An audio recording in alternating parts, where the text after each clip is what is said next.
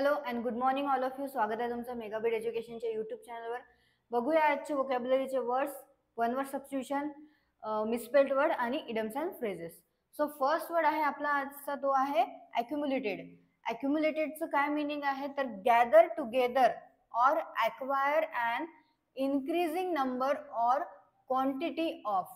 म्हणजेच काय करणे, जमा करणे किंवा एकत्र करणे, जमवणे, साठवणे किंवा साचणे, याला सुद्धा काय म्हटलं जातं, ॲक्युम्युलेटेड असं म्हटलं जातं. म्हणजे ॲक्युम्युलेट करणे, एका ठिकाणी आणणे, एकत्र करणे, त्याला गॅदर करणे, त्याला म्हटलं जातं ॲक्युम्युलेटेड. ओके, ॲक्युम्युलेटेड म्हणजे काय होते मग, जमा करणे, एकत्र होणे किंवा करणे, गोळा होणे, साठणे, जमणे किंवा साचणे, याला काय म्हटलं जातं, ॲक्युम्युलेट होणे. सिनोनिम्स काय आहेत ॲक्युम्युलेटेडचे, गॅदर, कलेक्ट आणि असेंबल. आणि अँटोनिम्स आहेत डिसिपेट, मँगल, ब्लास्ट आणि लिक्विडेट. सो आता बघूया आपण सेंटेन्समध्ये कसं यूज करण्यात आलेलं आहे ॲक्युम्युलेटला. So investigators have yet to accumulate enough evidence. म्हणजेच तपासकर्त्यांना अद्याप पुरेसे पुरावे जे आहे, जे पुरावे आहे म्हणजे एव्हिडन्स आहे, गोळा करण्याचे आहेत. ओके, असं या सेंटेन्समध्ये ॲक्युम्युलेटला यूज करण्यात आलेलं आहे. म्हणजेच काय आहे, इन्व्हेस्टिगेटर्स म्हणजे तपासकर्त्यांना अद्याप पुरेसे पुरावे गोळा करायचे आहेत. तर असा या सेंटेन्सचा अर्थ होतो आणि असा ॲक्युम्युलेट याच्यामध्ये यूज करण्यात आलेला आहे. नेक्स्ट वर्ड बघूया. नेक्स्ट वर्ड आहे नर्चर्ड. नर्चर्डचं मिनिंग आहे care for and protect someone or something while they are growing. म्हणजेच काय करणे, नर्चर करणे, त्यांचं पालन पोषण करणे किंवा संगोपन करणे सुद्धा आपण म्हणू शकतो. तर नर्चर्ड म्हणजे होते पालन पोषण किंवा संगोपन, पोषणे सुद्धा म्हणू शकतो आपण. ओके, सिनोनिम्स काय आहेत नर्चर्डचे तर ब्रिंग अप आणि केअर फॉर. अँटोनिम्स आहेत neglect, hinder, stop, clog, inhibit आणि प्रिव्हेंट. तर हे आहेत अँटोनिम्स नर्चरचे. नर्चर म्हणजे होते पालन पोषण करणे, संगोपन करणे किंवा पोसणे. सेंटेन्समध्ये कसं यूज करण्यात आलेलं आहे तर Jarrett was nurtured by his parents in a close knit family. तर याचा अर्थ आहे जॅरेटला त्याच्या आई वडिलांनी एका जवळच्या कुटुंबात वाढवले.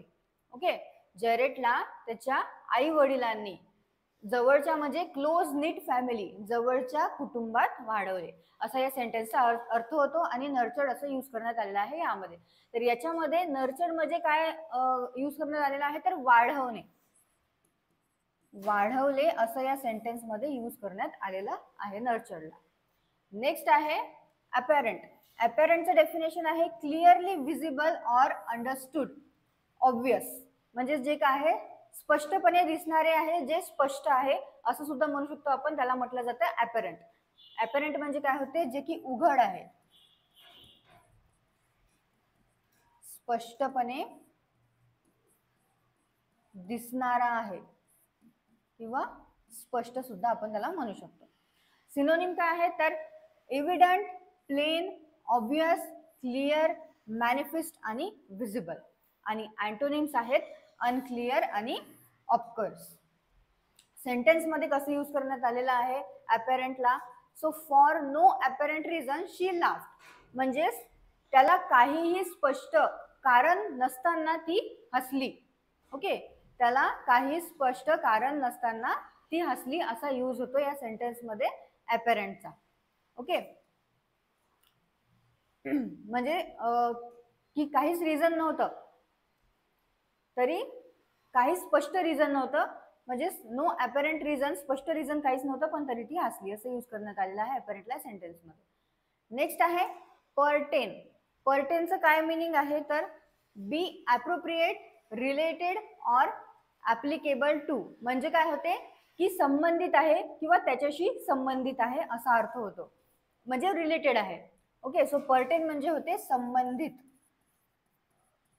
संबंधित च्याशी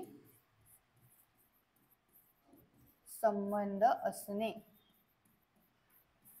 ओके, सो सिनोनिम्स काय आहेत आता पर्टेनचे, ते आहे अप्लाय, बिअर, रिफर, रिगार्ड आणि रिलेट. आणि अँटोनिम्स आहेत डिस्कनेक्ट, डिसजॉईन आणि डिवाइड. सो आता पर्टेनला कसं यूज करण्यात आलेलं आहे सेंटेन्समध्ये.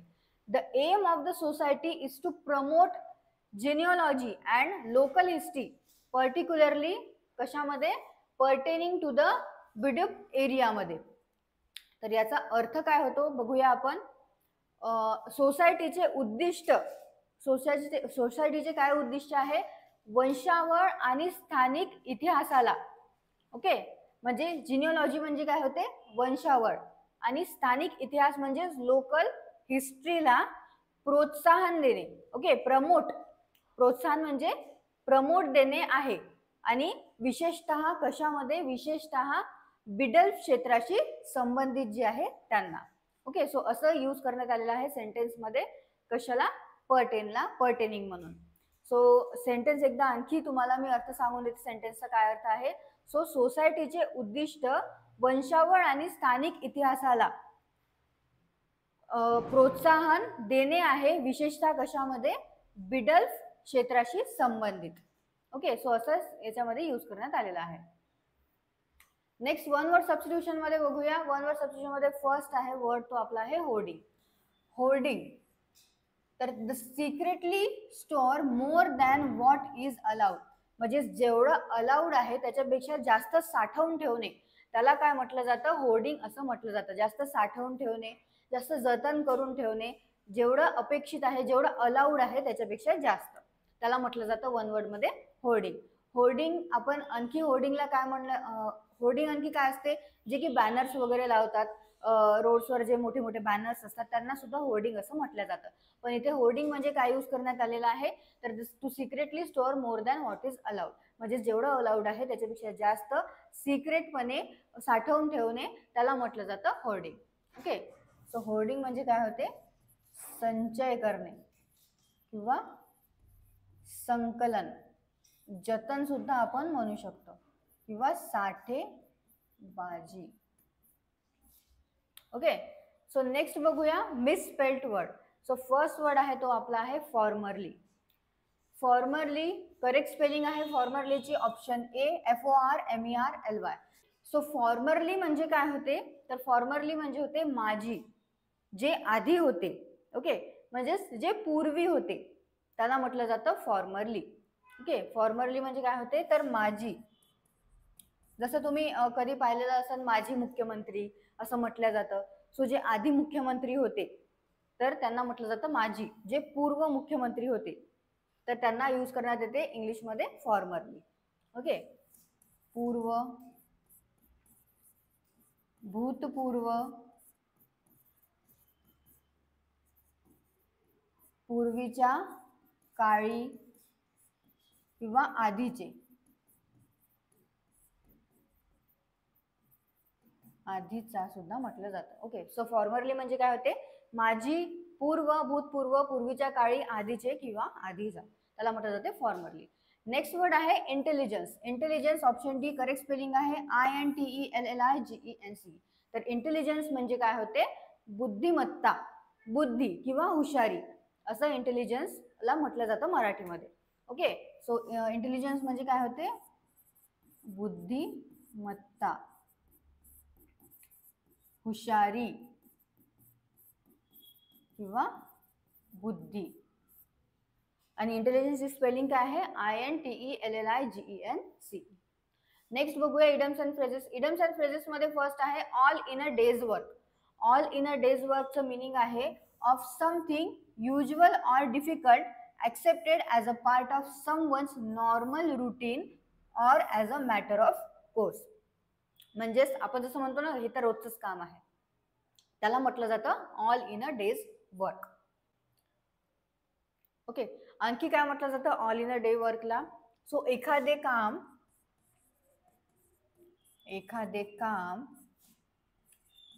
जरी ते कठीण किंवा अप्रिय असेल तरी ते त्या व्यक्तीच्या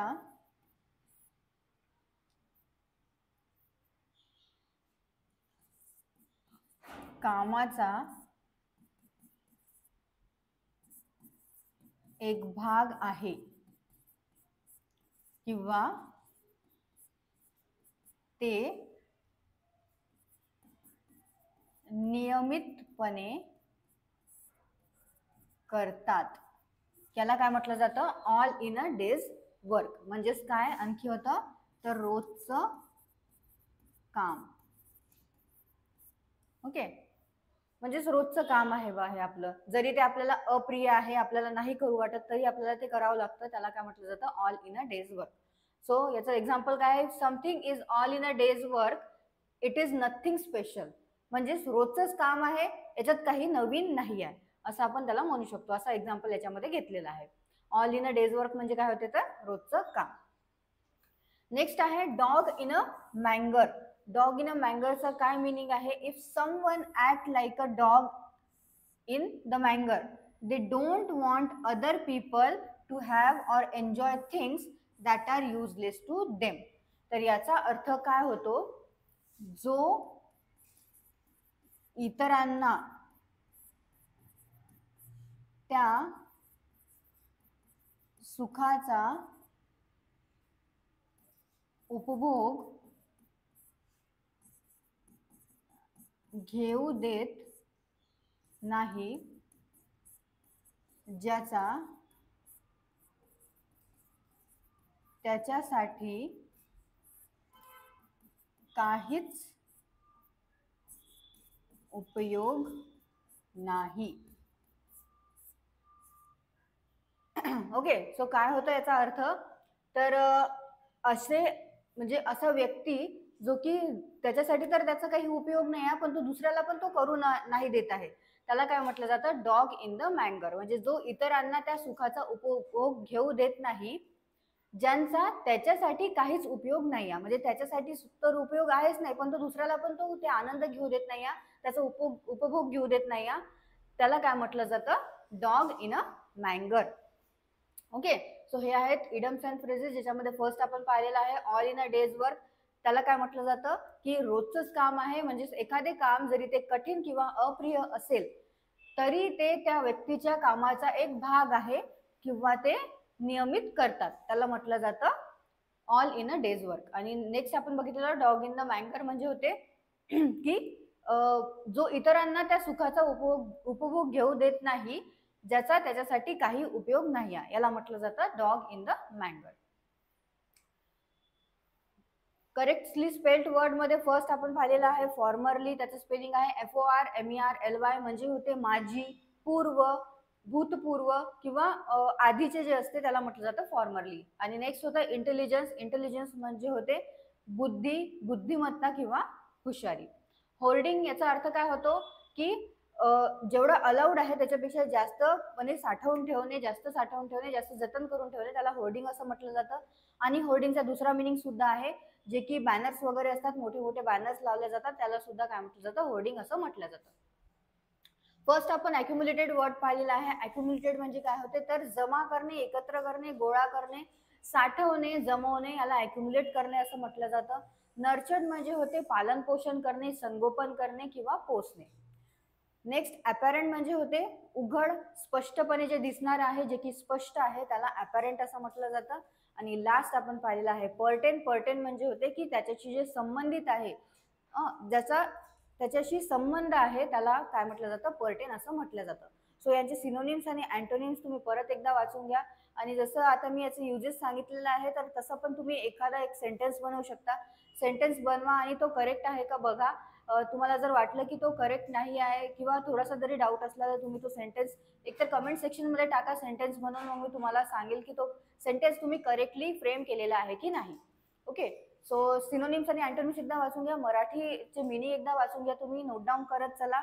आणि सेशन तुम्हाला आवडलं असेल, सेशनला लाईक करा, चॅनलला सबस्क्राईब करा, सोबत तुमच्या फ्रेंड्सला शेअर करा. All the best and thank you.